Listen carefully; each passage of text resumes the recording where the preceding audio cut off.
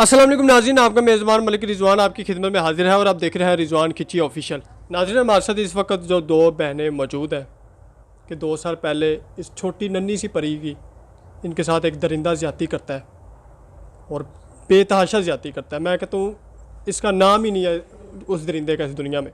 बोलने से मजबूर हूँ, मैं बोला भी नहीं जा रहा कि एक मासूम सी 2 बहनें मीडिया पे क्यों आई हैं और इनकी बेचारियों की माँ इनके लिए इंसाफ लेने के लिए दर बदर के ठोकरें खाई, धक्के खाए, लेटी लपटाई, अदालत के धक्के खाए, पुलिस स्टेशन गई, लेकिन वो इंसाफ मांगती मांगती इस दुनिया फ़ानी से कूच कर गई हैं।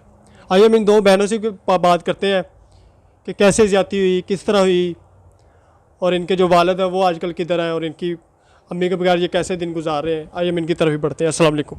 वालेकुम अस्सलाम। आपकी फ़र्स्ट ऑफ़ ऑल तो हम आपके दुख में बराबर के शरीक हैं कि आपकी अल्लाह ताला आपकी वालदा माजिदा को जन्नत फिर 2 साल मुकाम अता फरमाए। और मुझे बताइएगा किस तरह आपकी जो बहन है मासूम सी परी है, अभी भी मासूम है लेकिन 2 साल पहले इससे भी मज़ीद मासूम थी, तो किस तरह ये वाक़या हुआ? हम सामान शिफ्ट कर रहे थे घर का, लेकिन रास्ते में से ये लड़का गुज़र रहा था, सरफराज नाम है उसका। वो रास्ते से गुज़र रहा था। मामा ने उसको कहा कि बेटा ये फ्रिज उठवा के गाड़ी में रख दो। हेल्प के चक्कर में आगे उसने हमारा घर देखा, जनरल हॉस्पिटल वाला। वहाँ से उसने घर देख के उसने हफ्ते बाद आया है, आके उसने कहा मेरी मम्मा को, आप माँ जी दूध वूध पियेंगी। मेरी मम्मा की बड़ी हालत ख़राब थी ना उस टाइम पे। तो उसने आके छोटी सिस्टर को कहा कि चलो चीज़ लेने चलते हैं और दूध भी ले आते हैं। तो मामा ने कहा आप बेटा जाओ जल्दी, नीचे तो दुकान थी गली के। ठीक है, ये गए हैं, इनको हो गया घंटा ऊपर हो गया, यानी कि 9 से दरमियान से ऊपर हो गया टाइम ना। इसको घर बुलवाया है, वो नीचे से नीचे ही छोड़ के चला गया इसको। हमें पता चला अगले दिन इसने मुझे और मामा को बिठा के ये बताया कि सरफराज भाई है ना जो, उन्होंने ऐसी हरकत की है, ज़्यादती की है मेरे साथ। इसको हम उसी टाइम हॉस्पिटल लेके गए, हमने इसका चेकअप करवाया तो वो बात निकली। उसके बाद ही हमने 22 को इसका हमने मेडिकल वगैरह करवाया, हर चीज़ हुआ। इस 22 को हमने सरफराज को पकड़वाया रात को ही। लेकिन उसके बाद से मामा की हालत बहुत ख़राब थी। मामा अदालत भी जा रही थी, हर जगह जाना आना हो रहा था मामा का। थाने जा, इसका DNA टेस्ट कराने जा, कभी ये करने जा। तो हम लोगों ने बहुत मुश्किल होता था हम लोगों के लिए कि हम बहुत मुश्किल से गुजारते थे कि हमें रेंट की ज़रूरत होती थी, हमें बहुत सी ज़रूरत होती थी कि खाना पीना हर चीज़ की हमें बहुत ज़रूरत थी। अब बस जब से मम्मा गई हैं तब से अब मैं अदालत आना जाना कर रही हूँ और बहुत मुश्किल हो रहा है मेरा कि किसी को भी बोलना कि आप मेरी प्लीज़ हेल्प कर दें। मैंने आज यहाँ अदालत जाना है। वो अदालत जाके साइन लेते हैं मेरे से, अंगूठे लगवाते हैं, वो कहते हैं आप चले जाएं, आगे डेट चली गई है। आपकी मामा इस दुनिया में नहीं है तो आपके पापा का क्या रवैया आपके साथ, या मतलब आपके साथ है ही नहीं है? पापा है ही नहीं है, पापा ने तो दूसरी शादी कर ली हुई है, वो हमें पूछते तक नहीं है। एक दफ़ा उनकी कॉल आई थी कि हम आपको बाहर भेज देते हैं पढ़ने के लिए, लेकिन उन्होंने हमें यहाँ तो पढ़ाया नहीं, तो हमें वहाँ कैसे पढ़ाएंगे? हमें तो वहाँ की तो इंग्लिश स्टडी है बाहर मुल्क की। आपकी इतनी छोटी सी उम्र है और इतने बड़े बड़े आपके पास माइनर्स हैं, सवाल है, तो आपको कभी महसूस नहीं हुआ कि मेरी माँ इस दुनिया में नहीं है और अपनी बहन को एक माँ जैसा दर्जा दे रही है कि इनको मैं पढ़ाऊंगी, इनको मैं सपोर्ट करूंगी, इनको मैं सब कुछ करूंगी? तो ये कैसे आपके जहन में ऐसे आइडियाज़ आते हैं? बहुत सारी लड़कियां होती हैं जो अपने मतलब के ख्याल में रखती हैं कि लो जी मैं ख़ुद को अपने पाँव पर खड़ा नहीं कर सकती, मैं अपनी बहन को कैसे खड़ा करूँगी? पढ़ाना लिखाना, कपड़े प्रेस करना, धोना, तो किस तरह ये आप मैनेज करती? मैं बहुत मुश्किल मैनेज करती हूँ। बाहर जाना, अदालत उसको लेके जाना, छोटी सिस्टर को, रेंट ना होना, बहुत मुश्किल होता है मेरे लिए उधर इधर जाना। घर के अंदर खाना पीना और जिधर मैं रह रही हूँ उनको रेंट देना मेरे लिए बड़ा मुश्किल है। कब से अदालत जा रही? अदालत आज में साल होने जा रहा है। साल होने वाला? 1 साल के अंदर कोई रिस्पांस नहीं मिला पुलिस वालों का, वकला हज़रात का, किसी का भी? जब देखो वो हमें बुला लेते हैं, डेट है आज, आपने इस दिन पहुंच जाना है, आपने ये करना है। हम हर टाइम जब उनकी कॉल आती है हम अदालत जाते हैं। वो हमारे से फिर वही बात आ जाती है कि साइन वगैरह करवा के हमें वो घर भेज देते हैं। पहले वो पेश नहीं हो रहा था, अब इतने टाइम के बाद वो पेश हुआ है अदालत के अंदर, और वो भी हमें नहीं पता कि वो कैसे एकदम पेश हुआ है। मासूम सी कलियाँ आप दोनों, कभी आपके साथ कोई वाक़या रास्ते में जाते हुए किसी कह ले कि एक दरिंदा ही होगा वो भी, कभी उसने आपसे नंबर मांगा हो, कभी आपको कहा हो मैं आपको छोड़ देता हूँ, कभी किसी गाड़ी वाले ने, कभी किसी रिक्शे वाले ने? एक ने नहीं, बहुत से लोगों ने कहा है, बहुत से। गली के अंदर से निकलते साथ ही ना अगला कहता है कि यार आ जाओ, हम आपको बाहर छोड़ देते हैं, हम आपके साथ कोऑपरेट करते हैं, आप हमारे साथ कोऑपरेट करें तो ये गलत काम करें। हाँ जी, यही गलत यानी कि। तो लेकिन किस तरह फेस करती हैं? जाहिर सी बात, आप अदालत में जाती हैं, पुलिस स्टेशन जाती हैं, पुलिस स्टेशन उनके साथ कैसे आप फेस करती हैं? बहुत मुश्किल होता है, बहुत ज़्यादा। कभी माँ की याद आई कि आज हमारी माँ हमारे सर पर होती, हमें कुछ ना बनाती, हमारे लिए कुछ बना देती, कभी सोचा था? बहुत ज़्यादा। जब से मामा की डेथ हुई है तब से। क्या कहना चाहोगी? आपकी माँ आपको देख रही होंगी, चाहे ऊपर देख रही चाहे कब्र में देख रही, तो क्या उनको पैगाम देना चाहोगी? क्या उनको दिखाना चाहोगी? आखिरत में उनको क्या हिसाब देना चाहोगी कि आपकी माँ ने आपकी बेटी के लिए इंसाफ मांग मांग कर दुनिया फानी से जा चुकी, तो आप उनको इनका हक कैसे देंगी? किस तरह आप उनको अपनी माँ को बताएंगे कि आज जो आप करने की कोशिश कर रही थी, आपको अल्लाह ने बुला लिया, तो अब आप ख़ुद उनको कैसे बताएंगे कि मैं इनके लिए खड़ी हूँ और खड़ी रहूँगी? मैं माँ का दर्जा तो नहीं दे सकती अपनी बहन को। माँ जैसा दर्जा दे सकते? मैं बहन हूँ, मैं उसकी बहन ही हूँ, ठीक है। वो मुझे अपनी बहन ही समझेगी, मैं माँ नहीं बन सकती उसकी। जो माँ थी वो तो उनकी तो फौत हो गई मेरी, ठीक है। जो मम्मा थी, काश वो यहाँ पर होती तो हमें ये वक्त ना देखना पड़ता।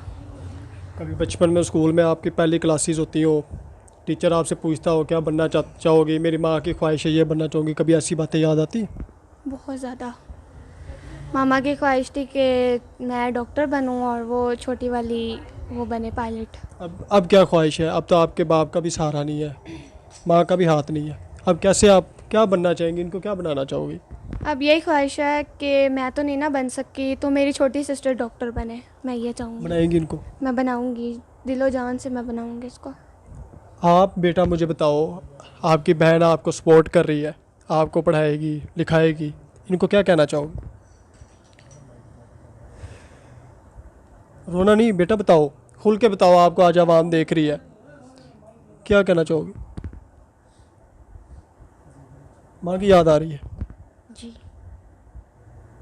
कभी आपने सोचा था कि मेरी माँ इतनी छोटी सी उम्र में, आपके पापा तो चले दरिंदा ही है, दरिंदा से भी कहने से ऊपर है कि वो आपको आपकी हालत में छोड़ के चले गए, तो क्या कहना चाहोगी देखने वाले आवाम को? किस तरह आप आगे क्या करना चाहती हैं? जाहिर सी बात है, आप ना बाप का सारा हाथ है ना माँ की सपोर्ट है, तो आप दो बहनें हैं, तो किस तरह ज़िंदगी गुजारना चाहती हैं? फ्यूचर में क्या करना चाहती हैं? मैंने अभी भी हेल्प के लिए ही कहा था, ठीक है। हेल्प मेरी बहुत से लोग कॉल्स करते हैं, जब नंबर दे दो तो वो शादी का, कभी दोस्ती कर लो, गंदी वीडियोस पता नहीं क्या क्या भेजते हैं। मतलब फाशी वीडियो आपको भेजते हैं और मतलब आपको गलत गलत तरीके बताते हैं? लेकिन वो मैं नहीं चाहती कि अगर मैं नंबर भी देती हूँ ना हेल्प के लिए तो प्लीज़ हेल्प ही हो और हेल्प तक ही रहें, ठीक है। वो ये ना हो कि जी मुझे गंदी वीडियोस यानी कि वैश्य तरीके से बात होना करना या भेजना, हम आपकी हेल्प इस तौर पे नहीं ऐसे करेंगे वैसे नहीं।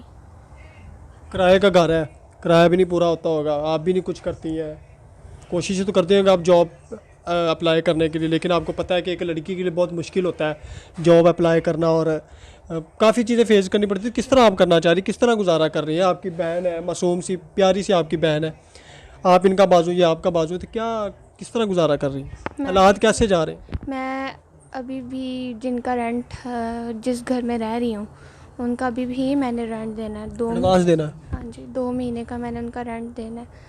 उनको मैंने कहा मेरे पे थोड़े हालात नहीं सही हैं, आपको मैं बाद में दूँ, लेकिन उन्होंने मुझे कुछ भी नहीं कहा कि आप दो ना दो, लेकिन मेरा फ़र्ज़ है कि मैं किसी के घर में रह रही हूँ।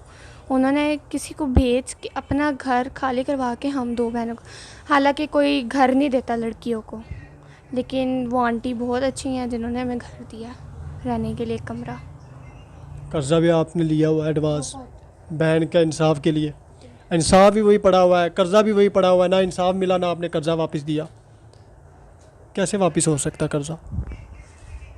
अगर मेरी कोई हेल्प कर दे तो कर्ज़ा मेरा हो जाएगा वापसी, उनको मैं कर्ज़ा रिटर्न दे सकूँगी, और अगर नहीं कोई हेल्प करेगा तो मैं सारी ज़िंदगी इन्हीं मसलों में फंसी रहूँगी। समझदार हो, इनसे बड़ी हो, जाहिर सी बात है शादी भी आपने आगे करनी है, तो इसके बारे में क्या सोचा है?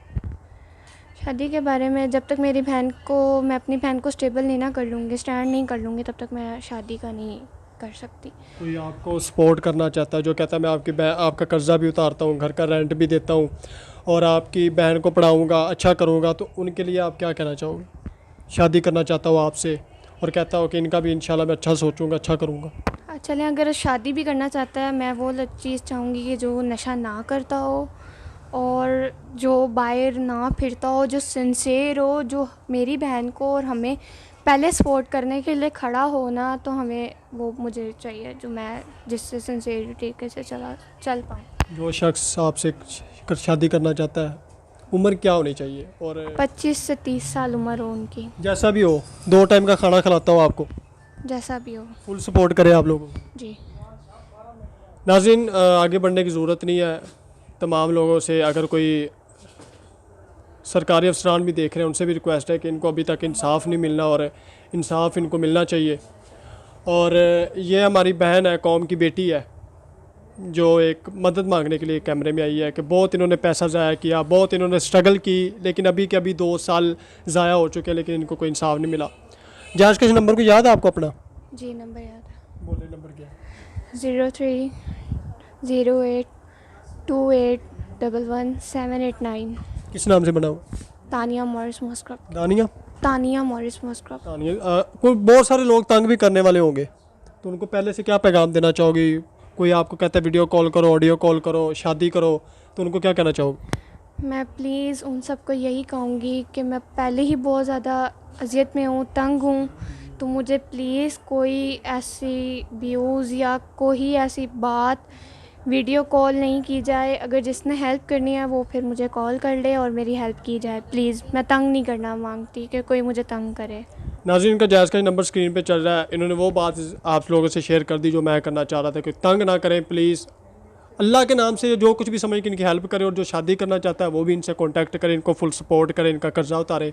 इसी के साथ मुझे इजाज़त दें और नई वीडियो में मिलते हैं। अल्लाह हाफिज़।